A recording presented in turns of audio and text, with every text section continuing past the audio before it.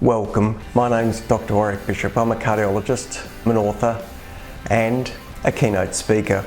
I'm CEO of the Healthy Heart Network. I'm all about trying to help people live as well as possible for as long as possible.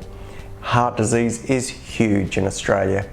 Every 20 minutes someone suffers a heart attack. Most of these could probably have been avoided if only we knew what to do. This podcast is all about helping you understand blood pressure, weight, cholesterol for better health. If you enjoy this podcast, I would be honoured for a 5-star review. You can share it with your family and friends. It may well save someone you love. Hi, it's Dr. Warrick here, and thank you so much for joining me on my podcast and video cast station. I do appreciate it. Look, I'm going to be talking about VO2 max today. You will have heard of VO2 max. People are talking about it more and more, particularly in the longevity space. VO2 max has been something that's been linked to athletes for a long time, but it's now getting more publicity, and it strikes me as not an unreasonable thing to share a little bit about. The other reason I'm going to be sharing it is in the wellness centre that I'm creating down in Bathurst Street, Hobart. We're about to put VO2 max testing and training into that wellness centre, and a bit of background might be interesting for some and may prompt you to want to check it out for yourselves. I know I'm going to be getting my VO2 max tested, then go through the training program and retest it for my own interest and my own best health journey. For those who are listening, I'm going to share my screen in a minute and show some slides. So I will do my very best to make sure that if you're listening to this on a podcast, you don't miss out. If you do want to see the slides, this will be on YouTube, so check it out there. So without any further ado, let me bring up the appropriate images and we can start talking about VO2 max. Now, one of the really easy ways of thinking about VO2 max is think of it as your body's engine size. And that means that a V8 engine will have a greater VO2 max than a small 4-cylinder engine. Now, I'm going to refine that even a little bit more. What I really want you to get is that it's more about the blood getting to where it needs to be provided for the muscles on the body to do its work. Or when it comes to the engine, it's all about the petrol getting to the piston where the work is done. Think of the pistons as the muscles burning the fuel, and think of the fuel in our bodies as the oxygen. So really, it's not just about the engine size. What it's really about is delivering that fuel. How much fuel is being delivered to the pistons, which are going to be doing the work in our bodies. It's going to be about how much oxygen is being delivered to the muscles. Now, why does it matter? Well, we know a reduction of approximately 50% occurs in your risk of death if you can move from a low to an average VO2 max. This is not the same as age. This is a measure which is separate to age alone. So you can reduce mortality by improving the way oxygen is delivered to your body. 45 extra days of life are gained per 1 millimeter per kilogram per minute gain in VO2 max. And I'll tell you what that 1 mil per kilo per minute means. Basically, scientists have been able to equate that if you improve your VO2 max by a certain amount, you will get literally extra days. But it's not just extra days because you're functioning better. They're going to be better quality days. And it turns out that VO2 max, the way your body delivers oxygen to those tissues, particularly those functioning tissues, is all about is indeed the very best predictor of longevity beyond every other major standard risk factor like smoking, blood pressure, and cholesterol. So, what is VO2 max? Well, it stands for volume of oxygen maximally, and it's all about the maximum rate your body can deliver oxygen during intense exercise. That means that you need lungs that function well to absorb that oxygen, because if you're not absorbing oxygen, you can't deliver it to the tissues. That oxygen that's absorbed into the blood that's in the lungs then travels to the heart and has to be pumped around the body. So having a heart that pumps well is really important for that delivery of oxygen to the tissues. And then lastly, you need the engine component, the pistons, the muscles, the organs to receive that delivery of oxygen. So these things all work together. And for the heart, we think about VO2 max being closely related to the stroke volume, which is the amount of blood per heartbeat. We know that the amount of oxygen that the blood can carry is directly related to the hemoglobin, and the muscle volume is closely linked to muscle mass, but also mitochondrial function, giving some idea of how the muscles extract oxygen from the blood. So we're thinking oxygen being taken in, oxygen being delivered, how well is the heart working, and the muscles and mitochondria. Let's pause for a second and think about that longevity data.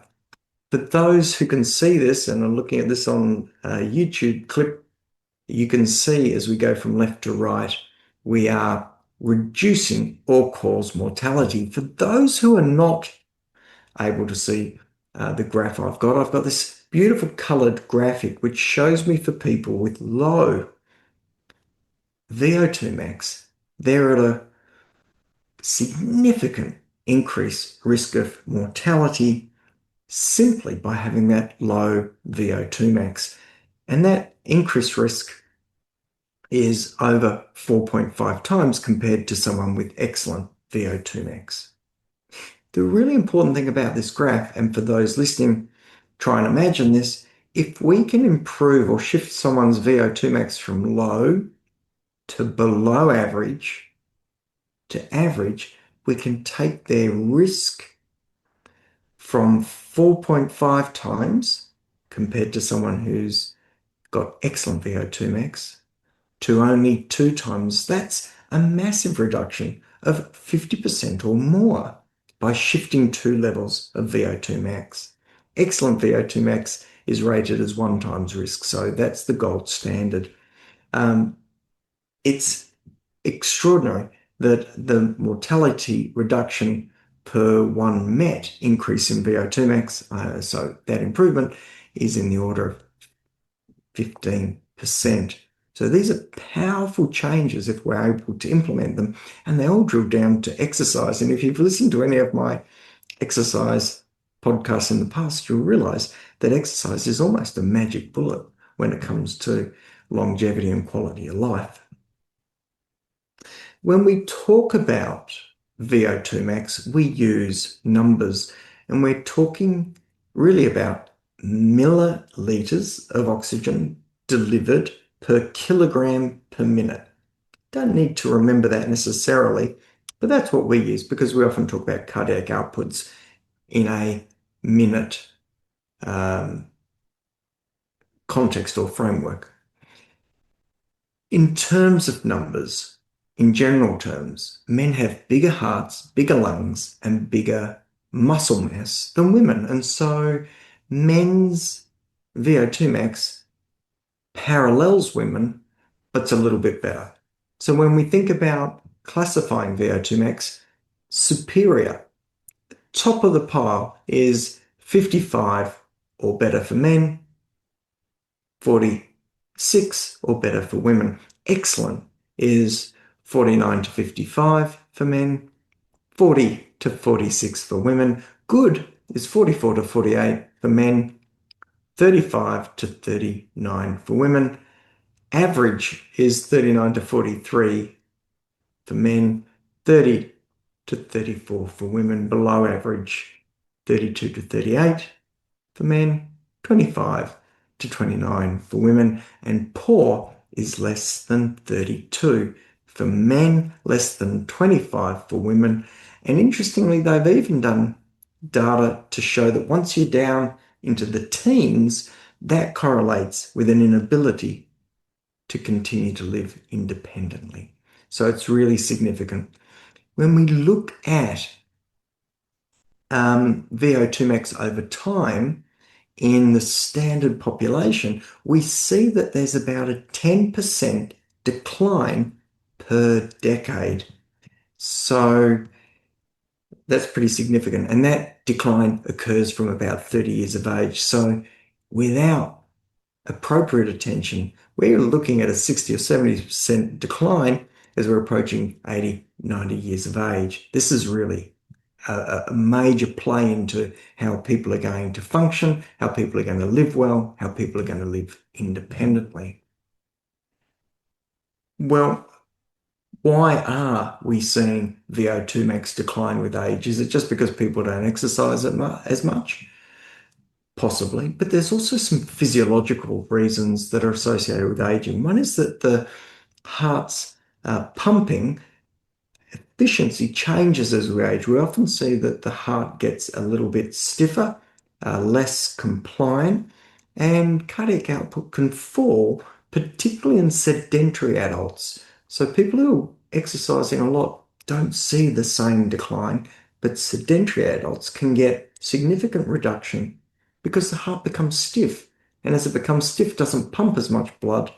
And falling stroke volume, the amount of blood pumped with each pump, can account for up to 40% of the decline of VO2 max as people age.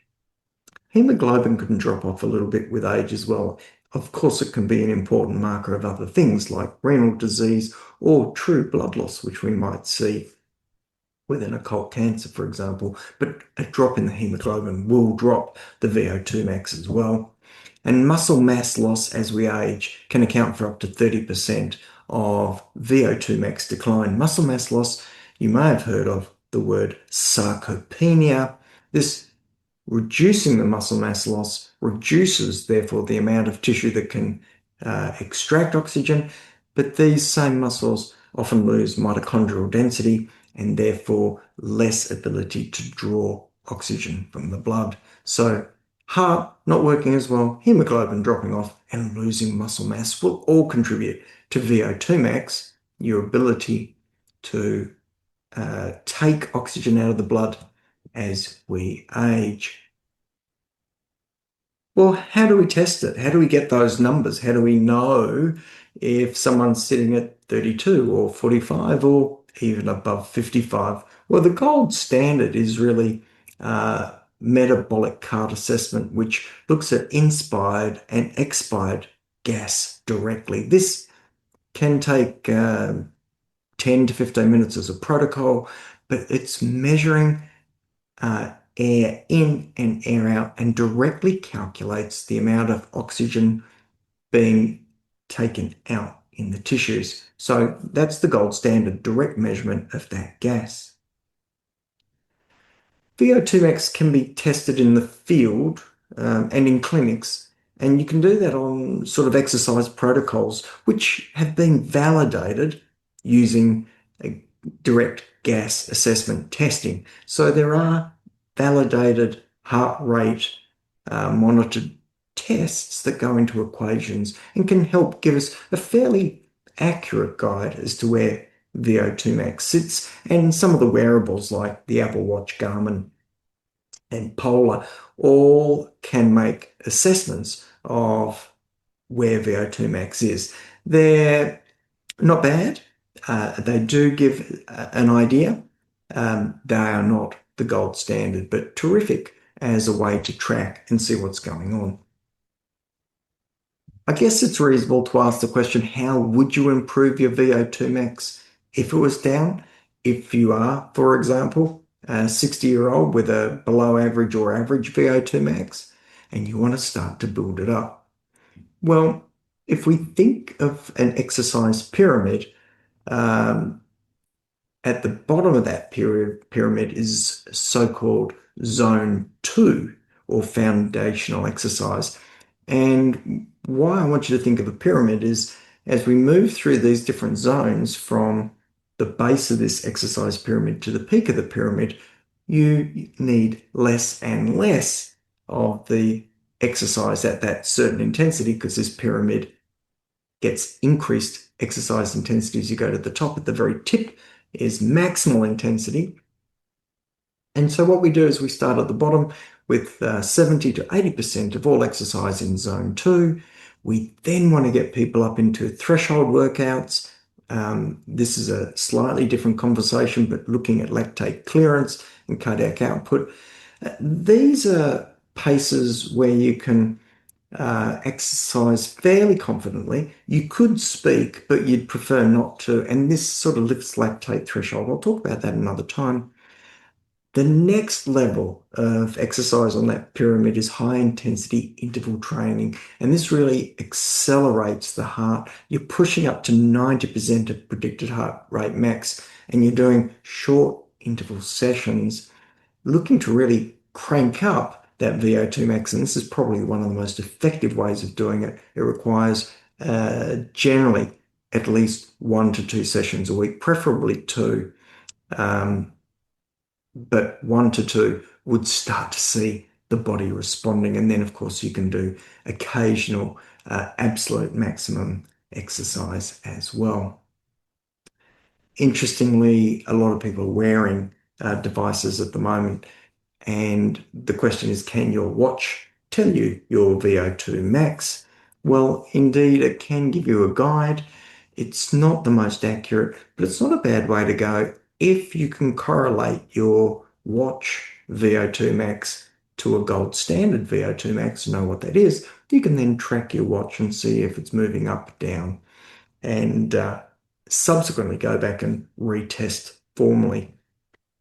So there is some value in those wearable devices, and depending on which exact device you get will depend a little bit on some of the nuance on the accuracy of that particular device. It's really interesting to know that the sports world have been using VO2 max for a long time, and particularly for sort of, if you like, talent assessment. So someone who's young with a belief that they might be a good long distance runner or a midfield player for a ball game such as football or Australian rules or rugby, someone who might really need to have a great engine for long distance. Those individuals previously have gone through sort of talent assessment VO2 max testing. And you can imagine, cyclists would fit in there as well.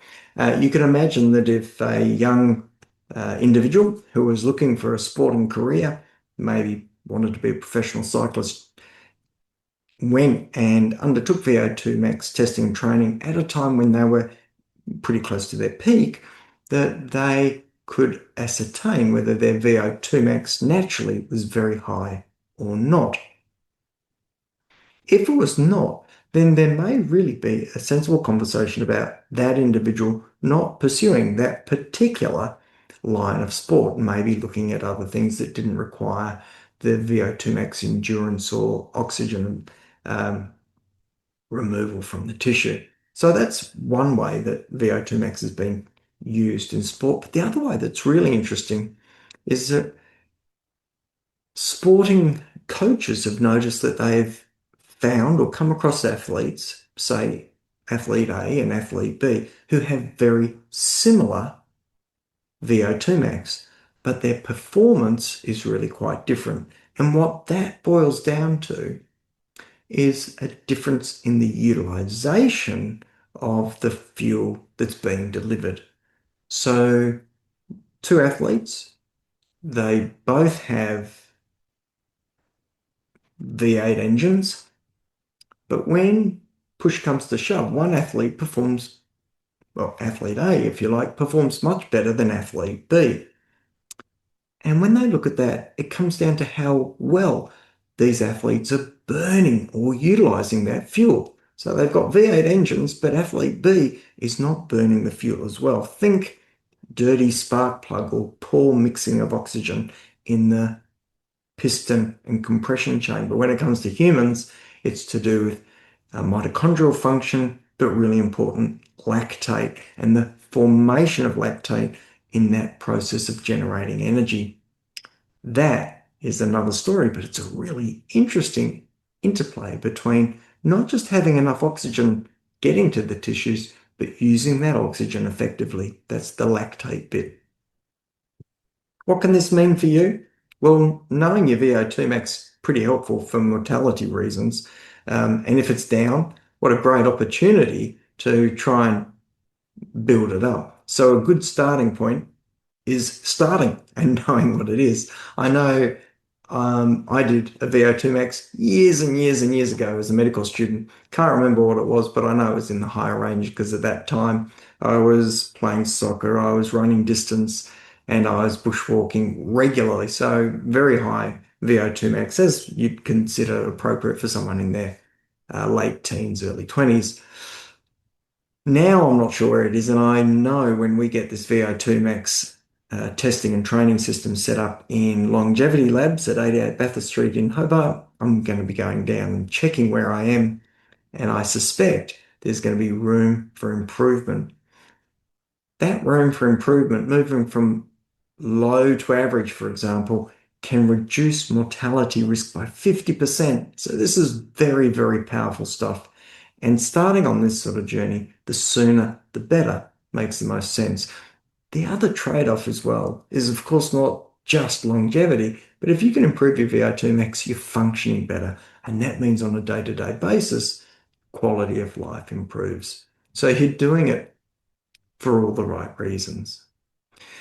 That 10% decay in VO2 max that I alluded to can be reduced by 5% by being active, and with appropriate training, maybe even reduced even more. I'm very open to this idea that you may be able to flatten it out, improve, and then build on that from that point. To get good data, testing properly makes perfect sense. So using a gas exchange gold standard is perfect. And I did allude to lactate being important in that VO2 max journey. And that's something that I'll touch on in another podcast and video. So I hope you found that interesting. That's VO2 max in a bit of a nutshell. It's all about the delivery of the fuel to the muscles, the tissues that are going to use it. Lactate's more about how the tissues or the muscles use that fuel. It's another story, and I'll come back to that in another podcast, so tune in. I hope you found that interesting. I do hope you think about that VO2 max and think about maybe getting it properly assessed, maybe having a watch or a device that can help you know where you are with it, and really think about the strategies that you might put in place for yourself to ensure that you are maximizing your ability to maintain your VO2 max as you age. Well, if you've got any queries or questions, drop me a note at info@drwarrickbishop.online. As always, I'm incredibly grateful if you've listened this far. It means I've kept your attention. Hopefully, I've given you something that's valuable for your own best health journey. If you like this, please share it. I'd also really appreciate it if you subscribe. And for now, I'm going to wrap it up. I'm going to wish you the very best. I hope you live as well as possible for as long as possible. Take care and bye for now. Hi, ever wondered what your risk of heart attack is? You should. It's the single biggest killer in the Western world. We're talking one death less than every 30 minutes in Australia, one death less than every 60 seconds in the United States, 9 million deaths globally per annum. Well, how do you check your risk? Well, you can go to www.virtualheartcheck.com.au. You'll find out about your risk and what can be done beyond that to be even more precise.